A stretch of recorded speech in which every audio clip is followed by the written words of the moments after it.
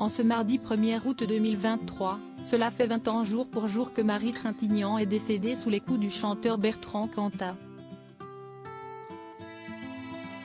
Un drame auquel Samuel Benchetrit a presque assisté puisque ce soir-là, le leader du groupe Noir Désir lui a passé un appel. Impossible pour les fans de Marie Trintignant d'oublier le 1er août 2003, date à laquelle l'actrice s'est éteinte à l'âge de 41 ans. Quelques jours plus tôt, alors qu'elle se trouvait dans sa chambre d'hôtel à Vilnius, en Lituanie, elle y tournait le téléfilm Colette, une femme libre. Elle avait été battue à mort par son compagnon de l'époque, le chanteur Bertrand Cantat. Le 6 juillet au soir, ils avaient passé la soirée chez un technicien lituanien du film, avant de regagner leur hôtel vers 1h du matin. Le ton serait monté lorsque le chanteur de Noir Désir, très énervé, aurait interrogé l'actrice sur Samuel Benchetrit, son ex-compagnon dont elle venait tout juste de se séparer et qui continuait de lui envoyer des messages.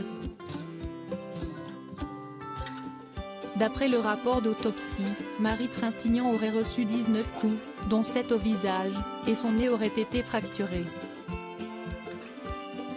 Mais ce n'est qu'au petit matin que Bertrand Cantat aurait alerté Vincent, le frère de l'actrice, lequel aurait retrouvé inconsciente, avec du sang coulant de sa bouche.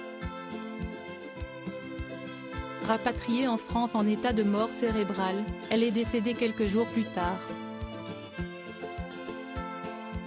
Samuel Benchetrit agacé par Bertrand Cantat. Marie Trintignant aurait-elle pu être sauvée si Bertrand Cantat ne l'avait pas laissé gisant au sol pendant des heures avant d'appeler les secours? Personne ne le saura jamais avec certitude. Ce que l'on sait en revanche, si est que le soir du drame, le chanteur a appelé Samuel Benchetrit.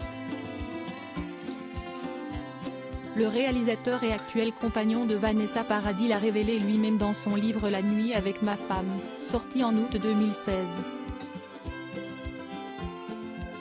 Elle est où Marie? Aurait-il demandé à Bertrand Cantat, qui semblait très confus au téléphone. Dans la chambre, elle dort, on s'est beaucoup engueulé ce soir. Je l'ai giflé, lui aurait répondu ce dernier, laissant Samuel Benchetrit décontenancé.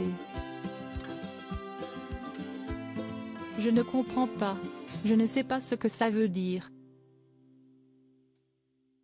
Je ne dis rien, ça ne me touche pas, ça n'a pas de gravité, ce n'est pas vrai. Je suis fatiguée. J'en ai marre de parler à ce type. Je le trouve gonflant. Je trouve qu'il chiale trop, avoue l'ex-mari de l'actrice dans son ouvrage.